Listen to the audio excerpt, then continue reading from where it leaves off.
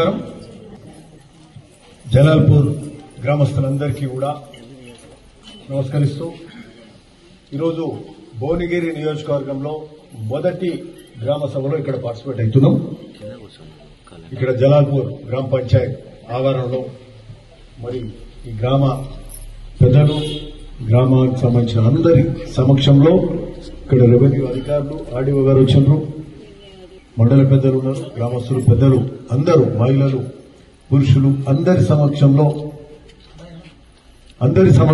ఈరోజు కూర్చొని మొదటి గ్రామ సభలో ఇక్కడ పార్టిసిపేట్ కావడం జరుగుతుంది. 21 నుంచి 24వ తారీఖు వరకు గ్రామ సభలు ఈ రాష్ట్ర వ్యాప్తంగా తెలంగాణ రాష్ట్రం మొత్తంలో ప్రతి గ్రామంలో, ప్రతి మున్సిపాలిటీలో, వార్డులలో గ్రామ సభలు, వార్డు సభలు పెట్టి మరి ఈ ప్రజాపాలనలో భాగంగా అంకిత భావంతో ఏదైతే ప్రజాపాలన వచ్చింది ఇందిరమ్మ పాలనలో, మళ్ళా నాడు కాంగ్రెస్ ప్రభుత్వం, నాడు వైఎస్ రాజశేఖర రెడ్డి గారి హయాంలో ఏ విధంగా జరిగిందో ఆ విధంగా అందరికీ, పేదవాడికి ఇల్లు లేని పేదవాడు ఉండొద్దు, రేషన్ కార్డు లేని ఏ ఒక్క కుటుంబం ఉండొద్దు, మరి అదే కాకుండా రైతు భరోసా కూడా ప్రతి ఎకరానికి వ్యవసాయ యోగ్యమైన ప్రతి ఎకరాకు మరి రైతు భరోసా ఇచ్చే కార్యక్రమం అయిపోయింది.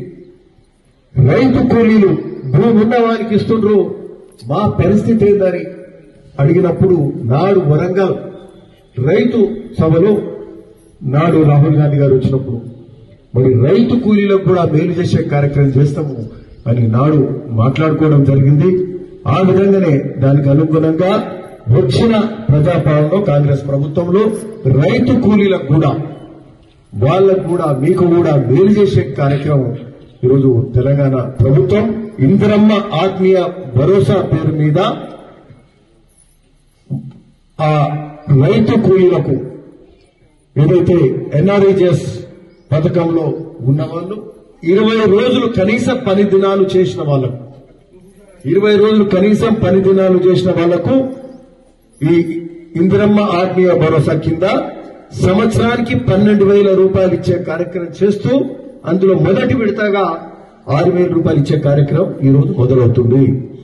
సో ఇందులో ఈ 4 కార్యక్రమాలు ఈ రోజు మొదలవుతా ఉన్నాయి. సో చాలా సంతోషం. ఈరోజు ఒక గొప్ప కార్యక్రమం. మరి 10 ఏళ్ళు ఇల్లు లేని పరిస్థితి నాడు కాంగ్రెస్ హయాంలో, ఈరోజు ఎప్పుడు కూడా చెప్తా ఉంటాం, గర్వంగా కూడా చెప్తాం, నాడు ఉమ్మడి రాష్ట్రంలో 45 లక్షల ఇళ్లు కట్టించారు. తెలంగాణ రాష్ట్రం ఏర్పడక ముందు వైఎస్ రాజశేఖర రెడ్డి గారి హయాంలో 45 లక్షల ఇండ్లు 2 రాష్ట్రాలలో, ఉమ్మడి రాష్ట్రంలో ఇస్తే గత 10 ఏళ్లలో ఏ ఒక్కరికైతే ఇల్లు రాలే. ఇక్కడ వచ్చిన మీకు ఎవరికైనా ఇల్లు అయితే రాలే కదా. పేదవారికి ఇల్లు లేని పరిస్థితి, కుటుంబాలు పెరిగినాయి, సంసారాలు పెరిగినాయి. అదే ఇంట్లో 2 కుటుంబాలు 3 కుటుంబాలు ఉన్న పరిస్థితి.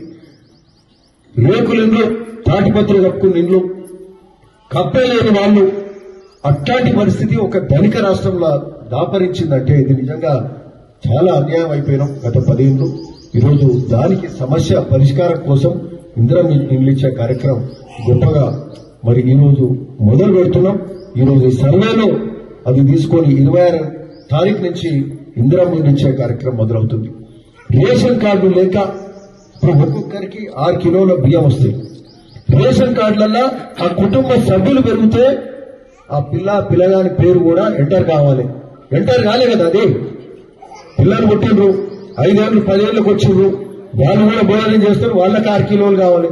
వాళ్ళ పేరు 10 ఏళ్ల నుంచి ఆ రేషన్ కార్డులలో వాళ్ళ పేరు ఎక్కలే.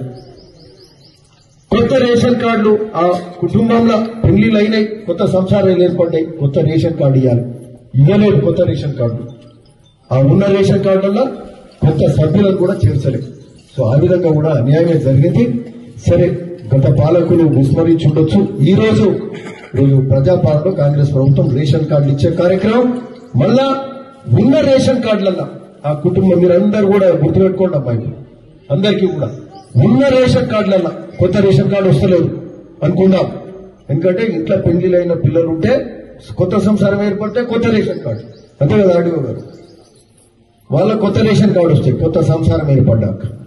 బట్ ఉన్న సంసారంలో ఉన్న కుటుంబంలో పిల్లలు పెరిగిండ్రు, 2 పిల్లలు పుట్టిండ్రు, 5 ఏళ్ళు 10 ఏళ్ళు ఉన్నారు, వాళ్ళ పేర్లు యాడ్ చేస్తే వాళ్ళకు కూడా బియ్యం ఇచ్చే కార్యక్రమం కానీ ఇతర వసతులు ఇచ్చే కార్యక్రమం కూడా జరుగుతుంది. కాబట్టి ఇది చాలా ముఖ్యం. రేషన్ కార్డు 10 ఏళ్ళు ఇబ్బంది పడ్డాం కాబట్టి ఇక ముందు మీరు ఇబ్బంది పడొద్దు. కొత్త సభ్యులను ఆ కుటుంబంలో పుట్టిన పిల్లలను ఆ కొత్త రేషన్ కార్డు ఆల్రెడీ ఉన్న రేషన్ కార్డులో చేర్చుకోండి. కొత్త సంసారాలు ఏర్పడితే పెళ్లిళ్ళు అయితే కొత్త రేషన్ కార్డు తీసుకోండి. ప్రతి ఒక్కరికి రేషన్ కార్డు ఇవ్వడానికి ఈ ప్రభుత్వం చిత్తశుద్ధితో ఉన్నది. నిన్న మొన్న కొంత అపోహలకు లోనైనాం. ఆనాడు మీ సేవలు పెట్టుకుండొచ్చు 2016, 17, 18 నాడు వచ్చిన అప్లికేషన్లు ఆ మొదటి ఎంక్వైరీ అయినప్పుడు అప్పటి పేర్లున్నాయి మావి లేవని నిన్న మొన్న అన్నారు. అంటే ఒక లిస్ట్ వచ్చింది, దాన్ని ఎంక్వైరీ చేస్తుంది, వాళ్ళు అప్లికేషన్ పెట్టుకోరు. ఎవరైనా ఈ పార్టీ ఆ పార్టీ అని ఏం లేదు, మా రాకపాయ గాలి వచ్చినాయంటే అది కాదు కదా. ఆనాడు పెట్టుకున్న వాళ్ళు 2 ఏళ్ల కింద 3 ఏళ్ల కింద పెట్టుకున్న వాళ్ళే ఫస్ట్ లిస్ట్ వచ్చిండొచ్చు. మళ్ళా మన ప్రజాపాలన లిస్టు కూడా అది తీసిండ్రు, కులగణన కింద ఉన్న లిస్టు తీసిండ్రు. ప్రతి లిస్టు ప్రతి అప్లికేషన్ కూడా దాన్ని పూర్తి స్థాయిలో దాని మీద మరి చర్చించి వాళ్ళ ఎలిజిబిలిటీ చూసుకొని వాళ్ళ అర్హతలు చూసుకొని ఈరోజు ఈ గ్రామ సభల మరి వాటి గురించి మాట్లాడి మరి ఇవన్నీ కూడా మీరు తెలుసుకొని మరి ఈ రేషన్ కార్డుల విషయంలో కూడా ఆ రోజు తీసుకునేవి వచ్చినాయి మళ్ళీ వచ్చినాయి లేవనేది కాదు. ఆ రోజు తీసుకునేవి మధ్యలో ప్రజాపాలన అయి ఉంటాయి, మళ్ళీ మధ్యలో కులగణన అయి ఉంటాయి. మళ్ళా ఈ రోజు మళ్ళా కూడా మీరు నేరుగా ఇక్కడ ఎండిఓ ఆఫీస్ లో ఇక్కడ కూడా వచ్చినండి. ఈ రోజు కూడా ఈ గ్రామ సభలో మీరు నేరుగా కూడా ఇక్కడ అధికారులకు ఇవ్వచ్చు. ఉదయం నుంచి సాయంత్రం వరకు ఉంటారు ఇక్కడ నేరుగా మీరు మేము ఇయ్యలే మా పేరు రాకపోయినట్టు మీరు నేరుగా ఇవ్వచ్చు. మీకున్న అర్హతను బట్టి మీకు రేషన్ కార్డు ఇచ్చే కార్యక్రమం జరుగుతుంది. సో ఆ విధంగా మరి పనికారం పథకంలో 20 పని దినాలు చేసిన వాళ్లకు రైతు ఆత్మీయ భరోసా, అట్లనే మనకు సంబంధించి రేషన్ కార్డులు ఇచ్చే కార్యక్రమం రెండోది. రైతు భరోసా కార్యక్రమం కూడా నాడు అందరూ చెట్లు పుట్టలు రోడ్లేసి వెంచర్లు చేసి గుట్టలు వ్యవసాయోగ్యంగా భూములకు కూడా ఇచ్చిండ్రు. ఇదే పద్ధతి అనేది ఒక ప్రశ్న ఉండే. అట్లాంటి అన్ని కూడా తీసి ఎవరు వ్యవసాయం చేస్తున్నారు వ్యవసాయోగ్యమైన భూములకే రైతు భరోసా ఇచ్చే కార్యక్రమం కూడా జరుగుతుంది. మరి ఆ విధంగా ఈరోజు ఇప్పుడే ఆర్డీఓ గారు చెప్పారు, మన గ్రామంలో 8 ఎకరాల 10 గుంటలు వెనకే తీసేస్తున్నారు.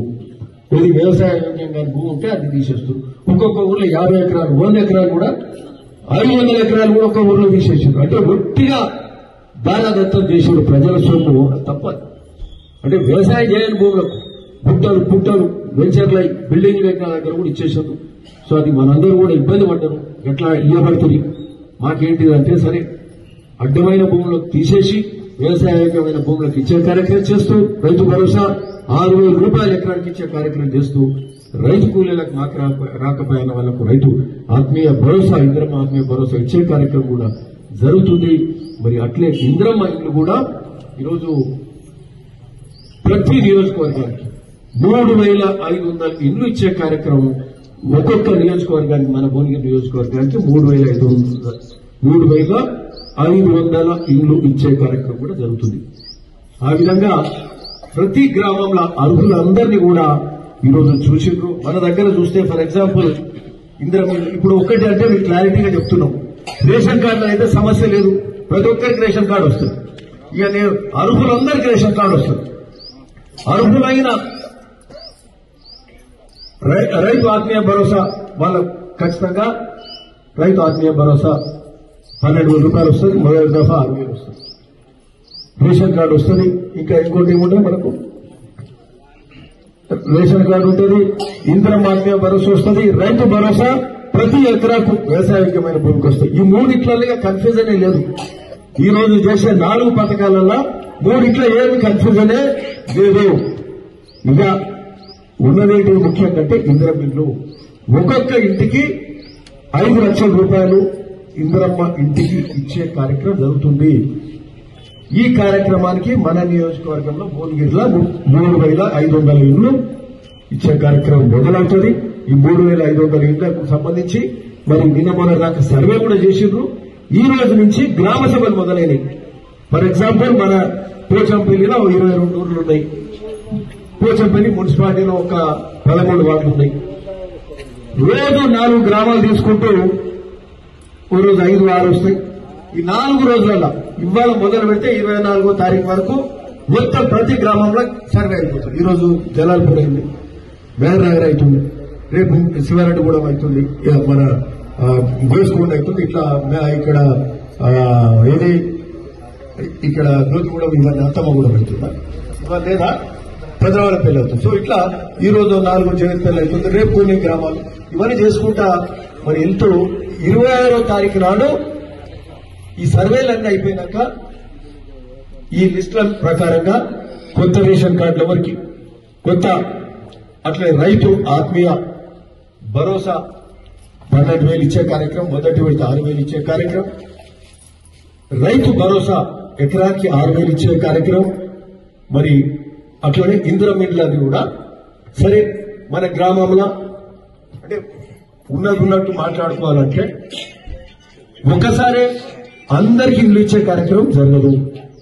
అతి పేద వాళ్ళ నుంచి మొదలుపెట్టి ఇల్లే లేని వాళ్ళకు మొదలుపెట్టి ఓ ఇంటికి తాటిబదిగా ఒప్పుకుంటున్నాం. ఎందుకంటే మేము పాదయాత్రలు చేసినప్పుడు కానీ ఓ 10 ఏళ్ల పాటు ప్రజా జీవితంలో తిరిగినప్పుడు చూసిన ఊరు తిరిగినప్పుడు తాటిబద్దులు కప్పుకున్నాడు, రేపులతో ఇళ్లలో ఉన్నోళ్ళు, అసలు కప్పులేని వాళ్ళు కూడా ఉన్నారు. సో ఆ విధంగా మొదట అతి పేదవాడు ఇల్లు లేని వాళ్ళ ఇది రూఫ్ ఆ కప్పు లేని వాళ్ళు, అట్లాంటి వాళ్ళు అతి పేదరికం నుంచి ఇల్లు లేని వాళ్ళని చూస్తూ అంటే ఇల్లుండి ఆ స్థలం ఉండి ఇల్లు సరిగ్గా లేకుండా కప్పు లేకుండా రేపులో తాటిపత్రో ఆ విధంగా ఇబ్బందికరంగా ఉన్న వాళ్లకు ఇండ్లు ఇచ్చే కార్యక్రమం చేస్తూ మరి మొదటి దఫాల ఈ సంవత్సరంలో మనకు 3,500 ఇండ్లు వచ్చినప్పుడు నియోజకవర్గానికి ఈ ఊర్లో ఫర్ ఎగ్జాంపుల్ ఒక 20 ఇండ్లు వచ్చినాయి అనుకుందాం. సో ఉదాహరణకు చెప్తా ఉన్నాను, అది 30 వస్తాయా ఎక్కువ వస్తాయా ఎగ్జాక్ట్ నిర్ణయం తర్వాత ఉంటుంది. అతి పేద వాళ్ళను, కప్పు లేని వాళ్ళను, సరిగ్గా తాటిపత్రుల వాళ్ళను, రేకులున్న వాళ్ళను వాళ్ళకి ఇచ్చే కార్యక్రమం చేస్తూ మళ్ళా కొత్త బడ్జెట్ రాగానే మళ్ళా 6 నెలల సంవత్సరాలు మన ఇంకో లిస్టు మొదలవుతుంది. ఆసారికి మళ్ళీ 20 ఇండ్లు వస్తాయి. ఇక్కడ ఉన్న అప్లికేషన్లు ఎన్ని ఉన్నాయి? 52 ఉన్నాయి. అంటే అంటే ఇక్కడ 375 ఉన్నాయి. అంటే ఒకటి ఉన్నట్టు మాట్లాడుకుంటా కూడా ఊరు జనాభానే ఓట్లు ఎన్ని ఉన్నాయి? ఇక్కడ 1100 ఉన్నాయి. అంటే జనాభా ఎంత ఉంటుంది? 1400 ఉంటుంది. 1400 అంటే ఉండే ఇల్లే 350. మరి 375 అప్లికేషన్లు వచ్చినాయంటే కొంచెం ఏంటంటే జనరల్ గా అందరూ పెట్టేసి ఉండొచ్చు. సో అట్లా అంటే ఇది అనలైజ్ చేసుకుంటే అంతే కదమ్మా. 375 ఇంట్లో అవసరాలు మీకు ఉంటాయి. ఉన్నాయే మన ఇల్లే ఉండేకే 300 ఉంటాయి. ఓ మాట చెప్తున్నా. సో అవసరాలు ఎన్ని ఉంటాయి? ఓ 50 ఉంటుండొచ్చు, 60 ఉంటుండొచ్చు, 70 ఉంటుండొచ్చు. సో మొదటి దఫా 20 వస్తే మళ్ళా సంవత్సరం 20 వస్తాయి. సో పేదవానికి 5 ఇండ్లలో నాటికి ఈసారి రానియండి, మళ్ళీసారికి మామూలు ఉన్నోళ్ళకి వస్తాయి, మళ్ళీసారికి ఇక ఇంకా ఇబ్బందులు ఉన్న కూడా వస్తాయి. ఆ విధంగా ఈ రాష్ట్రం ఈ ప్రజాపాలన ప్రతి ఒక్కరికి మేలు చేసే కార్యక్రమం కాంగ్రెస్ పాలన. రేవంత్ రెడ్డి గారు ముఖ్యమంత్రి గారు తన కేబినెట్ సహచరులతోటి అన్ని సరైన నిర్ణయాలు తీసుకున్నారు.